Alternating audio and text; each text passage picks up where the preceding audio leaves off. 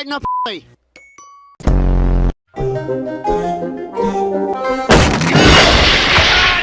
Somebody give the old man a 20 and tell him to go off the set.